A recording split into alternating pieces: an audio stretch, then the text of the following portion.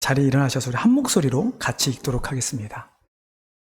빌립보서 3장 1절부터 3절의 말씀 우리 한 목소리로 같이 읽도록 하겠습니다. 읽겠습니다. 끝으로 나의 형제들아, 주 안에서 기뻐하라. 너에게 같은 말을 쓰는 것이 내게는 수고로움이 없고 너에게는 안전하니라. 개들을 삼가고 행악하는 자들을 삼가고 몸을 상해하는 일을 삼가라. 하나님의 성령으로 봉사하며 그리스도 예수로 자랑하고 육체를 신뢰하지 아니하는 우리가 곧 할례파라. 아멘. 자리에 앉아주시기 바랍니다. 제가 한 명 소개를 안 한 것 같은데 혹시 옆에 처음 오는 처음 아닌가요? 지난주 왔었나요?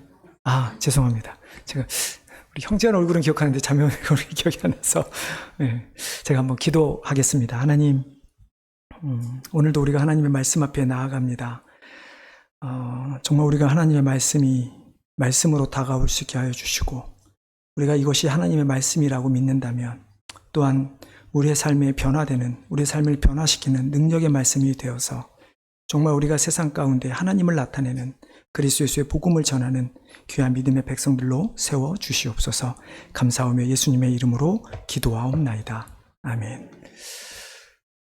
여러분, 인간은 어떤 존재일까요? 수도 없이 하는 질문인 것 같습니다. 인간은 어떤 존재일까? 우리가 삶을 살아가는 방식 혹은 우리가 살아가는 삶의 바운더리를 볼 때 동물과 어떻게 다를까요? 인간과 동물 모두 저마다 살아가는 방법, 살아가는 그 바운더리가 있습니다. 굳이 어려운 말로 하면, 별로 어렵진 않지만요, 어려운 말로 하면 하나님께서 창조하신 섭리, 창조하신 뜻대로 살아갑니다. 그렇기 때문에 새는 하늘을 날며 살아갑니다. 짐승은 땅에서 걸어다니고 물고기는 바다에서 헤엄치며 살아갑니다. 이것을 벗어날 수 없습니다. 아무리 요즘에 공상과학 영화나 드라마가 나온다 한들 아직까지 이 모든 것들은 하나님께서 정하신 뜻대로 모든 것이 그대로 살아가죠. 이것이 하나님이 정하신 법칙입니다. 그러면 인간에게 정해놓으신 하나님의 법칙은 무엇일까요? 인간은 땅에서도 살고 요즘은 하늘도 날죠. 물속에서도 살 수 있습니다. 대체 하나님께서 정해놓으신 것이 무엇일까요? 우리가 성경에서, 특별히 신약 성경에서 인간을 가리키는 헬라어 단어가 있습니다. 앤트로포스라고 하는 단어인데요. 이 단어의 원래의 뜻은 위를 바라보는 존재라고 하는 의미입니다. 인간은 위를 바라보는 존재. 그렇다고 땅만 바라보는 동물과 차이가 있습니까? 동물도 가끔 하늘을 바라보지 않습니까? 이런 말씀 하실지도 모르겠지만 위를 바라보는 존재라고 해서 그 위가 그냥 우리 머리 위에 떠 있는 하늘이 아니라 하나님을 바라보는 존재, 하나님을 통해서 영원을 바라보는 존재라는 의미가 헬라어 앤트로포스의 의미입니다. 하지만 어떻습니까? 그렇게 우리가 하나님을 바라보는 존재, 그렇게 살아가는 존재가 인간인데 우리의 연약함, 즉 우리의 죄 때문에 우리는 타락하고 말죠. 그러다 보니까 신약 성경에서 이 앤트로포스라고 하는 단어가 쓰여진 곳을 보면 그냥 하나님께서 처음에 인간을 만드셨을 때의 선한 모습인 위를 바라보는 존재로서의 의미보다는 연약해서 죄를 범해서 더 이상 위를 바라보지 못한 존재, 죄를 가진 존재로서의 인간을 나타낼 때 주로 이 단어가 사용됩니다. 왜 그럴까요? 차라리 다른 단어를 써서 인간이 죄인인 것을 나타내면 좋겠는데 왜 여전히 죄를 지은 인간을 향해서도 이 단어를 사용하고 있을까? 아마 역설적인 표현일 것 같습니다.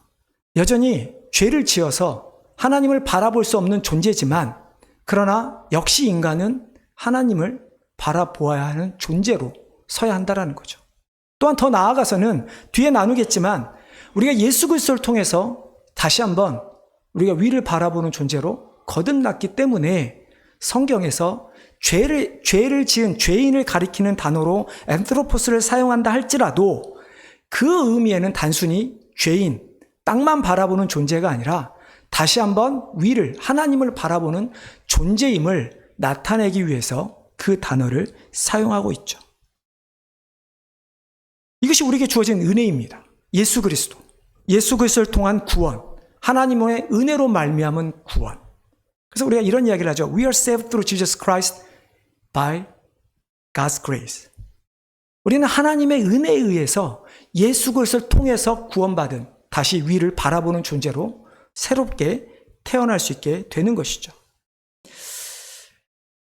그런데 어떻습니까? 우리가 예수 그리스도를 믿어서 위를 바라보는 존재로 거듭난 사람들, 즉 성도, 그리스도인이 되었는데 우리의 모습을 보면 끊임없이 하나님의 은혜를 잊어버리고 살아갑니다. 깜빡깜빡하며 살아갑니다. 어떤 때 보면 깜빡깜빡하는 게 아니라 아예 잊어버린 것처럼 살아가는 사람들도 있습니다. 이게 세상병을 하면 건망증, 혹은 우리가 치매라고 하죠. 요즘 건망증도, 치매인 알츠하이머도 고치는 어떤 습관이나 약들이 있습니다. 아직 치매는 완치제는 없죠. 제가 알기로는. 그러나 그것을 도와주는, 더디게 갈 수 있는 치료제들이 있습니다. 근데 우리가 하나님의 은혜를 잊어버리는 이것을 우리가 병이라고 한다면 대체 무슨 약을 먹어야 우리가 그 병을 고칠 수 있을까요? 우리가 어떻게 해야 하나님의 은혜를 잊지 않고 계속해서 그 은혜를 기억하며 살아갈 수 있을까요? 약도 없다 보니 가끔 이런 말씀하신 분들이 있죠. 한번 고생을 해봐야, 한번 된통 당해봐야 알지 라고 하는 말이 있는데 여러분 정말 그럴까요? 그렇지 않죠. 하나님의 은혜를 계속해서 깨달을 수 있는 방법, 유일한 한 가지 약이 있습니다. 바로 복음입니다. 이 세상은 우리 그리스도인이 살아가기에는 안전하지 않습니다.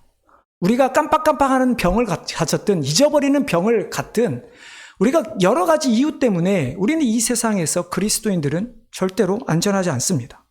더욱이 왜 우리가 이 세상에서 살아가는데 안전하지 않는가? 그것은 그리스도인들에게는 환란이 찾아오기 때문이죠. 예수님께서 하신 말씀입니다. 너희 안에 있는 나, 예수 그리스도 때문에 너희에게는 반드시 환란이 찾아올 거라고 이야기합니다. 우리 인간들은 환란이 찾아오면 어떻게 하죠? 이제 큰일 났구나. 내가 이걸 어떻게 해야 되지? 그래서 우리는 빨리 그 문제를 해결해서 안전한 곳으로 가려고 노력합니다.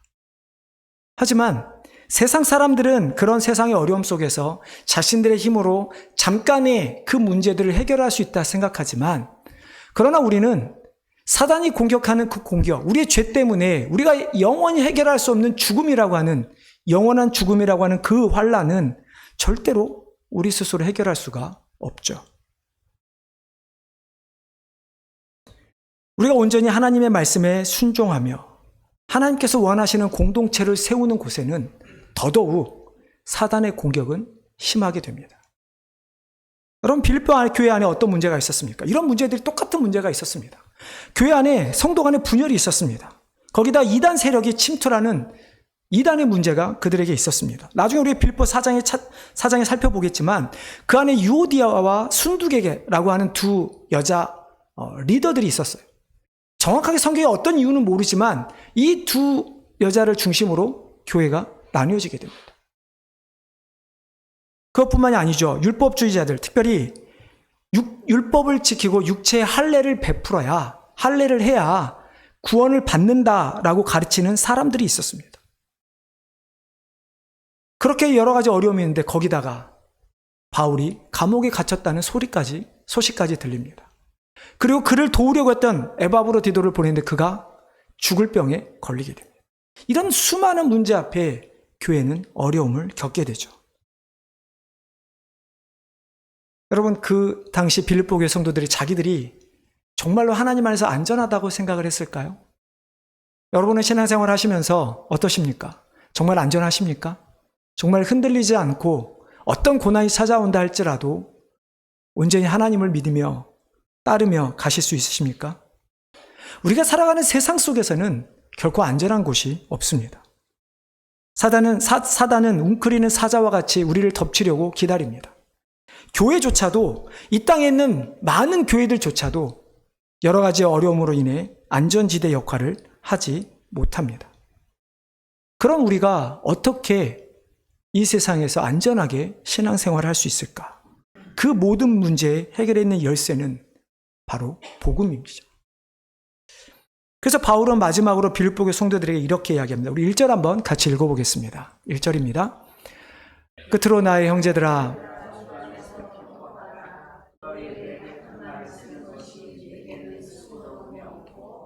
너희에게는 안전하니라. 바울이 지금 안전에 대한 이야기를 합니다. 근데 이 안전에 대한 이야기를 하면서 바울이 가장 먼저 이야기하는 것이 주 안에서 기뻐하라. 주 안에서 기뻐하라. 여러분, 빌립보서를 한 단어로 정의한다면 어떤 단어가 주제어라 그랬죠?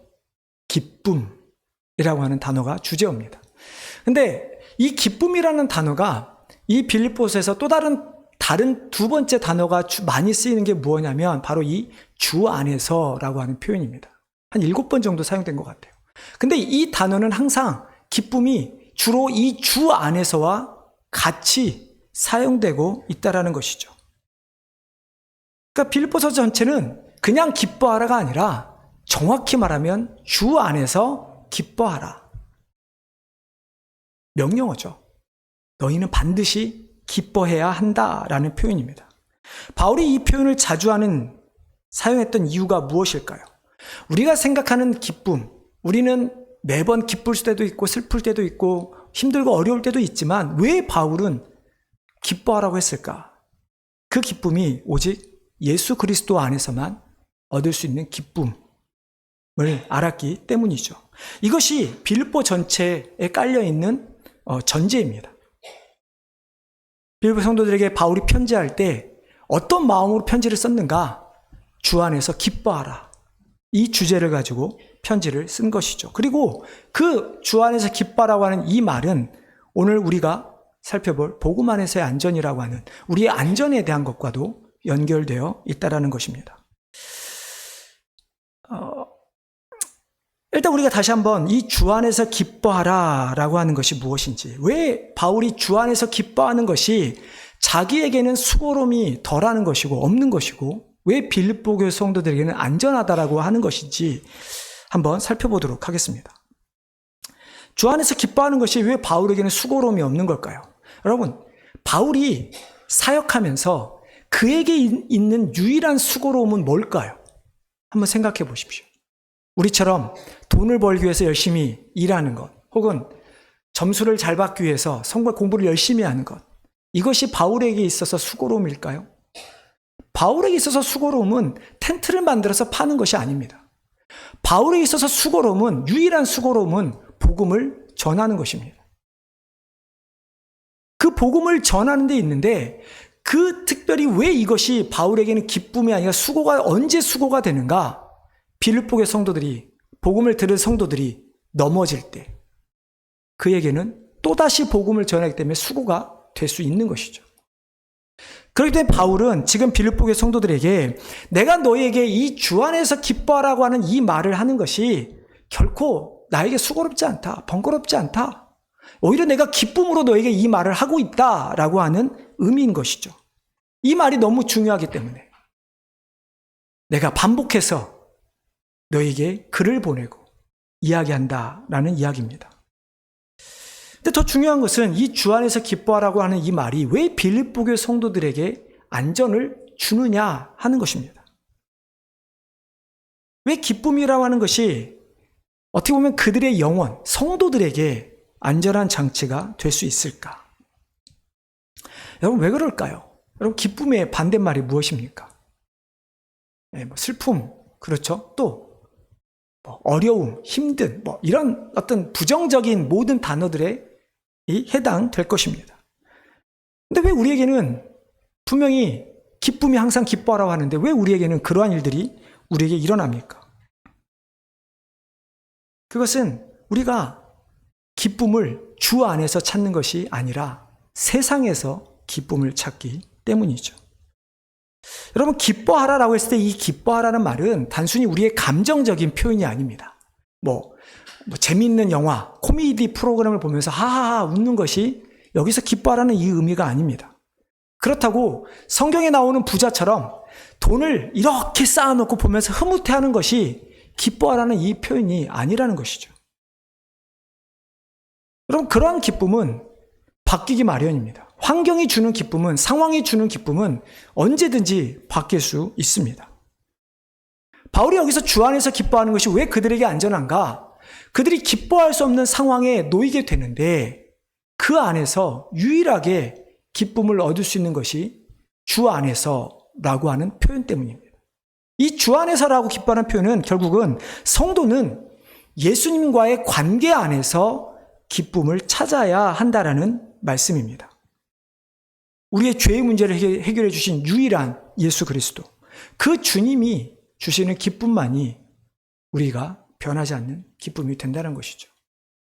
여러분, 그럴 수밖에 없습니다. 왜냐하면 여러분, 어떻게 우리가 구원을 받습니까? 여러분이 착한 일을 많이 하면, 헌금을 많이 하면, 혹은 잘 봉사를 열심히 하면 여러분 구원을 받습니까? 아니요. 만약에 그렇다고 한다면 우리의 구원조차도 우리는 흔들릴 수밖에 없습니다. 이 사람이, 어떤 사람이 나보다 더 많이 헌금을 하는데, 나보다 더 많이 봉사하는데 어떻게 내가 구원의 확신을 갖고 살아갈 수 있겠습니까? 구원의 확신은 예수 그리스도를 믿는 그 하나밖에 없는 것이죠. 그렇기 때문에 세상이 절대 변하지 않는 유일한 하나님, 절대 변하지 않는 구원의 방법, 예수 그리스도를 믿는 그것이 변하지 않기 때문에 그 하나님께서 그리스도를 통해서 주신 구원의 기쁨은 절대로 변할 수 없는 것이죠. 그럼에도 불구하고 우리가 불평을 하고 불만을 갖게 되는 이유가 무엇일까요? 역으로 생각하면 되겠죠. 우리 안에 주 안에서 하나님과의 관계에서 얻어지는 기쁨이 없기 때문입니다. 내가 예수님을 믿는다고 하지만 여전히 세상 가운데서 세상에서 주는 기쁨이 더 큰 거예요. SNS를 보면서, 내가 버는 돈을 보면서, 내가 열심히 공부해서 나오는 성적을 보면서, 좋은 대학을 가면서, 좋은 직장을 잡으면서, 노후를 준비를 잘 해놓으면서 이 수많은 것들 속에서 우리는 기쁨을 누린다는 것이죠. 그게 준비되지 않으면 어떻게 됩니까? 내가 생각했던 상황으로 흘러가지 않으면 우리는 그 순간 기쁨을 잃어버리게 되는 것이죠. 그래서 불평을 하게 되는 것입니다. 여러분, 기도도 마찬가지입니다. 우리가 빌립보서 나중에 또 나오죠. 빌립보서에 보면 바울은 이렇게 이야기합니다. 너희가 뭐든 염려하지 말고 감사함으로 하나님께 아뢰라 라고 이야기를 합니다. 감사함으로 아뢰라. 근데 왜 우리는 불평합니까? 우리는 어떤 문제를 가지고 기도할 때 내가 생각하는 문제의 해결 결과를 가지고 기도합니다. 하나님, 이 문제 이렇게 해결해 주십시오. 그렇게 해결이 안 되니 어떻게 됩니까? 우리 안에 불만이 차게 되죠. 유기선 목사님이 쓰신 예수님의 사람이라는 책을 보면 이런 말이 나옵니다. 어떤 문제 때문에 기도를 하는데 염려하는 것은 그 문제만 보고 문제 뒤에 계시는 하나님을 믿지 못하기 때문이다. 그러면서 염려는 타락한 본성에서 자연스럽게 흘러나오는 것이기 때문에 사람의 노력으로는 극복할 수 없다. 그러니까 우리는 여전히 내가 해결할 수 없는 것으로 우리는 기쁨을 찾으려고 한다는 거예요. 여전히 염려하면서 염려를 해결해 주시는 하나님을 믿지 못하기 때문에 우리는 문제를 기도하면서도 염려를 한다는 거예요. 우리가 원하는 기쁨은 여전히 세상이 주는 기쁨입니다. 우리의 염려는 타락한 본성으로 말미암기 때문에, 그렇기 때문에 우리는 어떤 절대로 상황과 환경을 통해서는 변치 않는 기쁨을 얻을 수가 없죠. 유일하게 변치 않는 기쁨을 얻을 수 있는 방법, 바로 주 안에서 기뻐하는 것. 하나님이 주시는 기쁨인 것입니다. 하나님이 주시는 기쁨은 구원처럼 우리의 노력으로 얻을 수 있는 것이 아닙니다. 내가 뭔가를 열심히 해서 하나님께서 나에게 기쁨을 주시는 것이 아니라 우리가 하나님과의 관계를 잘 맺고 있을 때, 내가 믿는 그 하나님을 온전히 믿으며 나아갈 때, 그 하나님이 나를 다스리실 때, 내 주인으로 고백할 때, 비로소 우리의 상황과 상관없이 우리 안에 기쁨이 넘칠 수밖에 없는 것이죠. 여러분, 이것이 복음 아닙니까? 이것이 복음인 것이에요. 우리가 예수 그리스도를 믿으면 구원의 기쁨을 누린다. 절대 뺏기지 않는 하나님께서 주시는 구원을 우리가 받게 되는 것. 이것이 복음인 것이에요. 하나님께서 우리를 구원하셨기 때문에, 우리를 잡고 계시기 때문에 우리가 안전한 것이에요. 아무리 세상이 우리를 공격한다 할지라도 우리는 복음만 있다면, 주 안에서 누리는, 하나님과의 관계 안에서 누리는 기쁨만 있다면 우리는 더 이상 흔들릴 것이 없다라는 이야기입니다. 근데 조금 더 바울은 구체적으로 왜 우리에게 복음을 너희가 주 안에서 기뻐함으로 안전하라고 이야기를 하고 있는가? 대체 우리에게 닥친 그 어려움이, 환난이 무엇이기에, 공격이 무엇이기에 우리가 오직 주 안에서 기뻐함으로만, 복음으로만 안전하다고 하는 것인가? 우리 2절 말씀 한번 같이 읽어보도록 하겠습니다. 2절입니다.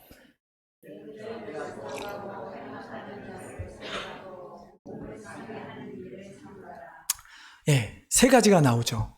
우리가 이 K 삼형제라고 이야기를 하는데요. 헬라어로 보면 쿠나스, 카쿠스, 카타토메 다 K로 시작해서 K 삼형제라고 이야기를 합니다.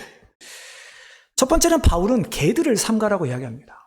여러분, 개 하면 요즘에는 하도 우리가 애완견을 생각해서 좋은 이미지로 생각을 하는데, 여러분, 개들을 삼가라라고 하는 것은 이게 강단에서 할 수 있는 이야기인지 모르겠지만 욕이에요. 어떤 누군가를 향해, 죄송합니다, 개 같은 사람, 그들을 삼가라라고 바울이 이야기하고 있어요. 아니, 어떻게 바울이 지금 욕을 하고 있는 것일까요? 우리가 예수를 믿고 나면, 제가 우리 찬양팀에도 물어봤었는데요. 여러분, 가장 먼저 변하는 것이 뭐라고 생각하십니까? 내가 예수님을 영접을 했어요. 그러면 바로 바뀌는 것이 우리의 언어입니다. 언어의 순화입니다. 욕을 하던 사람도 욕은 안 하게 됩니다. 내가 아무리 다른 사람을 깎아내리는 말을 한 사람이라도 예수님을 믿으면 더 이상 깎아내리는 일은 하지 않습니다. 내가 쉽게 화를 내는 사람이어도 더 이상 쉽게 소리치지 않습니다. 근데 바울이 지금 왜 이런 욕을, 개들을 삼가라고 하는 이 욕을 하고 있는 것일까? 개라고 하는 것은, 개는 성경에서는 부정적인 이미지로 사용됩니다. 시편에 보면 개들이 나를 애워쌌다 라고 하는 표현이 있죠. 그러니까 나의 원수들이 나를 애워싸서 어떻게 할까요? 개들이 애워싸면 그렇죠, 물겠죠. 마태복음 7장 7절에 보면 거룩한 것을 개에게 주지 말라고 이야기합니다. 여러분, 당시의 개는 애완견이 아니라, 집에서 키우는 개가 아니라 오히려 들개에 훨씬 더 가깝습니다. 여러분, 들개를 보면 어떤 이미지가 떠오르십니까? 사납죠, 무섭죠, 또 더럽습니다. 그럼 바울이 지금 어떤 사람들을 향해, 빌립보 교회 성도를 향해 개들을 조심해라, 삼가라고 했을 때 이 말은 무슨 말일까요? 들개는 우리가 아는 것처럼 더럽습니다. 들개가 가는 곳은 그 곳도 더럽게 만듭니다. 들개는 사납고 무섭습니다. 그 개가 가는 곳은 그게 무엇이 됐든 물어뜯습니다. 마찬가지로 어떤 복음을 더럽게 만드는 사람들이 있다는 것이에요.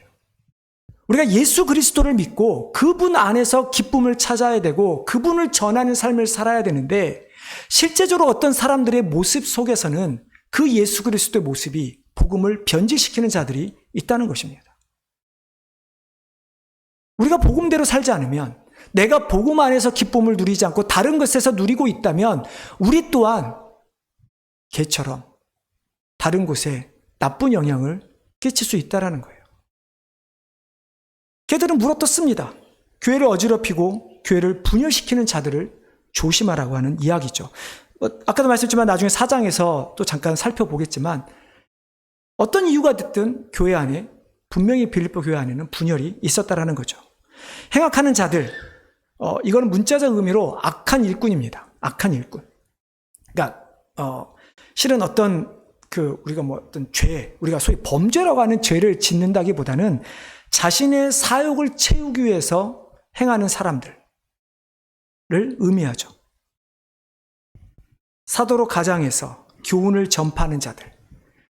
우리가 이미 1장에서 살펴오듯이 내가 더 바울보다 뛰어나다, 인정받고자 하는 인정욕을 얻기 위해서 다른 사람에게 다른 말을 하는 사람들, 교회를 어지럽혀서 복음을 전하거나 복음을 어지럽히거나 어떤 경우가 됐든 예수 그리스도를 나타내는 것이 아니라 자신의 사욕을 채우기 위해 행하는 자들, 그들이 이 행악하는 자들입니다. 몸을 상해하는 일, 이건 오히려 옛날 우리 개혁 한글이라 그러잖아요. 개혁 한글. 개혁 한글이 더 맞는 표현이에요. 개혁 한글 어떻게 되어 있냐면 손할례당이라고 되어 있습니다. 그러니까 이 손할례당이 어떤 의미냐면 하나님께서 왜 이스라엘 백성들에게 할례를 행하라고 했는가에 대한 근본적인 의미, 그 뜻은 잊어버린 채 그저 할례만 받으면 나는 하나님의 백성이 되었다라고 말하는 사람들을 삼가라는 거예요. 그러니까 교회 안에 어떤 자들이 있었냐면 예수 그리스도를 통해서만 구원을 받을 수 있고 오직 그리스도 안에서만 기쁨을 누릴 수 있는데, 어떤 자들은, 특별히 율법주의자들은 아니야, 너희는 율법을 지켜야 돼, 너희는 할례를 받아야 돼, 그렇지 않으면 구원을 받지 못해 라고 이야기하는 사람들이라는 것이죠. 어떤 자들입니까? 그리스도의 은혜, 하나님의 은혜를 가로막는 자들인 것입니다. 우리가 그리스도 예수로 말미암아 구원을 받았는데 아니야, 너 이거 해야 돼, 이거 안 하면 구원 못 받은 거야 라고 이야기한다라는 거예요. 이처럼 당시 빌립보 교회 안에는 교회를 어지럽게 하는 자들이 있었다는 것입니다. 그로 말미암아 교회가 힘들고 교회가 분열되는 일들이 있었죠. 여러분, 근데 그렇다고 해서 그들이 아까 말씀드린 것처럼 어떤 우리가 소위 범죄로 가는 그 크라임이라고 하는 죄를 지은 것은 아닙니다. 단지 그들의 모습이, 자신의 사리 사욕을 채웠던 그들의 모습이 교회에 악영향을 끼쳤고 교회를 힘들게 만들게 되었다라는 것이죠. 어떻게요? 자신들을 내세움을 통해서 하나님의 필요성, 우리가 하나님을 왜 믿어야 하는지, 왜 우리가 하나님 안에서 기쁨을 찾아야 하는지에 대한 이유를 뺏어버린 거예요. 여러분, 우리가 조심할 게 바로 이런 모습입니다. 내가 그리스도 안에서 저 사람이, 우리 옆에 있는 우리의 가족이, 우리의 같은 성도들이 그리스도의 기쁨을 누려야 하는데 나를 모습을 통해서 하나님을 지워버리는 일들. 야, 이렇게 살아, 이렇게 살면 기쁨을 누려. 그러한 모습들을 우리에게 보여주게 된다라는 것이죠. 내가 가진 것을 통해서 기쁨을 보여주기를 원하고 내가 하는 행동을 통해서 그것이 기쁨이 될 수 있다라고 말하는 사람들. 결국 이런 모든 문제들 앞에 해결할 수 있는 유일한 것, 바로 주 안에서 기뻐하는 것입니다. 우리가 복음이라고 하는 것으로 기뻐할 때 비로소 우리는 그런 많은 문제들 앞에서 안전할 수가 있는 것이죠. 말씀을 준비하면서 한국의 뿐만 아니라 지금까지 기독교를 좀 살펴봤어요. 대체 왜 기독교는, 왜 교회는 타락했을까? 그것은 오늘 이 말씀처럼 성도들이, 교회가 주님께서 주시는 그 기쁨을 찾지 않기 때문입니다. 그 기쁨보다는 세상에서 주는 기쁨이 더 크기에 그것을 쫓아 살아가기 때문에 우리는 기쁨을 누리지 못하는 거죠. 또한 우리가 복음을 알지 못하는 자들에게 내가 예수 그리스도 때문에 기뻐한다라는 이 기쁨을 보여주지 못하기 때문에 교회는 쇠퇴할 수밖에 없는 것이죠. 우리에게 온전한 기쁨을 줄 수 있는 이 복음. 근데 우리가 좀 잘못된 생각을 갖고 있는 것들이 가끔 있습니다. 복음에 등급이 있다라고 생각을 합니다. 이 정도 복음을 믿으면 이제 시작이고, 정말 어떤 믿음이 깊은 사람 보면 무슨 대단한 복음을 믿는 것처럼 느껴집니다. 근데 여러분, 복음에는 등급이 없습니다. 복음 자체는 뭐 기초반이든 고급반이든 그런 게 없어요.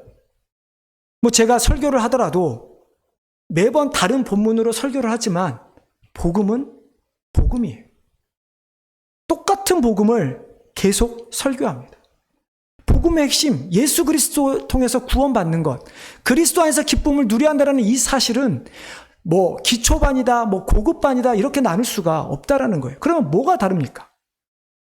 우리가 복음을 들을 때 우리는 복음이 다르게 느껴진다고 생각하지만 복음이 바뀌는 게 아니라 복음을 듣는 우리의 자세가 바뀌어진다라는 겁니다. 매번 복음을 듣지만 매번 복음이 주는 은혜가 다릅니다. 복음이 주는 감동이 다르다라는 거예요. 복음을 들을 때마다 복음이 우리에게 주는 경각심이 다릅니다. 죄에 대한 경각심 혹은 세상을 바라보는 깨달음이 다르게 됩니다. 복음을 들을 때마다 우리가 바뀌어야 할 것이 무엇인지 또한 우리가 포기할 것이 무엇인지 다르게 됩니다. 왜 그렇습니까? 내가 살아가는 나의 삶의 현장과 나의 모습이 매번 바뀌기 때문이죠. 근데 우리는 자꾸 복음이 바뀐다고 생각을 합니다. 아니요. 복음은 바뀌지 않습니다. 그렇기 때문에 우리는 복음을 붙들고 살아가야 하는 것입니다. 아무리 내가 바뀐다 할지라도 오직 복음을 붙들고 살아가는 우리의 모습. 우리가 복음 안에 있을 때 비로소 우리는 세상으로부터 혹은 사단으로부터 세상의 많은 환난으로부터 우리는 안전할 수 있게 되는 것이죠. 정말 복음만 바라본다면 우리는 넘어지지 않게 되는데요. 왜 그럴까요? 이미 이 복음이라고 하는 것이 우리가 앞으로 승리해야 될 승리가 아니라 이미 예수님께서 죄와 사단을 이기신 승리, 과거형이죠. 이미 이기셨어요. 그 승리를 우리에게 주는 것이기 때문에 복음은 변하지 않는 거. 우리가 복음만 붙들면 우리는 기쁨을 누리며 살아갈 수 있게 되는 것입니다. 이렇게 복음을 누리는 자들의 성도의 모습은 어떻습니까? 3절에 보면 하나님의 성령으로 봉사하며 그리스도 예수로 자랑하고 육체를 신뢰하지 아니하는 우리가 곧 할례파라. 다음 주에 또 이런 말씀을 더 나누기 때문에 이 말씀은 깊게 우리가 나누지는 않겠습니다. 하지만 우리가 정말로 복음 안에서 주님 안에서 기쁨을 누리는 자들이 되면 우리는 내 힘으로 살아가지 않습니다. 내 힘으로 문제를 해결하지 않습니다. 성령의 능력으로 우리는 봉사하며 문제를 해결하며 살아갑니다. 더 이상 우리가 나를 자랑하는 것이 아니라 예수 그리스도만을 자랑하며 살아갑니다. 더 이상 내가 가진 힘, 내가 가진 돈, 권력 이런 것을 신뢰하며 나가는 것이 아니라 우리는 오직 예수 그리스도만 신뢰하며 살아가게 되는 것이죠. 사랑하는 성도 여러분, 여러분 무엇을 얻기 위해 살아가십니까? 무엇으로부터 쫓기며 살아갑니까? 무엇 때문에 힘들며 무엇 때문에 흔들리며 살아가십니까? 우리가 여전히 세상 가운데만 있다면 우리는 흔들릴 수밖에 없습니다.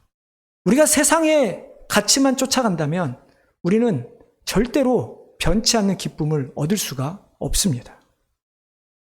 우리가 오직 주 안에서 있을 때, 우리가 오직 복음만을 붙들며 살아갈 때 우리는 어떤 상황에 있다 할지라도 흔들리지 않고 기쁨을 누리며 살아갈 수 있게 되는 것이죠.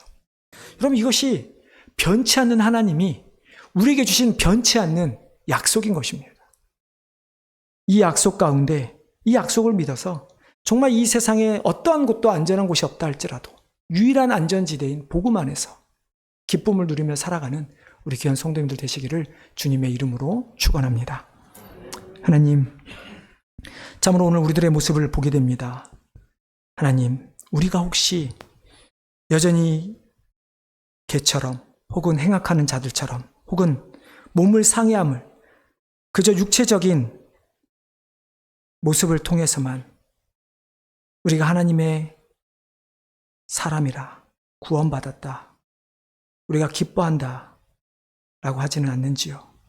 하나님, 우리가 진정으로 복음으로 이러한 기쁨을 누리는 일에 방해되는 자들이 되지 않도록 인도하여 주시옵소서. 우리가 먼저 끊임없이 그 복음, 변치 않는 복음 안에서 기쁨을 누리고 그 기쁨을 나누는 귀한 성도들 되기를 소원합니다. 하나님, 이 땅에 있는 저희 교회뿐만 아니라 이 땅에 있는 교회들이 그렇게 변치 않는 하나님의 약속 복음을 전하는 귀한 교회들이, 성도들이 되게 하여 주시옵소서. 감사하며 예수님의 이름으로 기도하옵나이다. 아멘.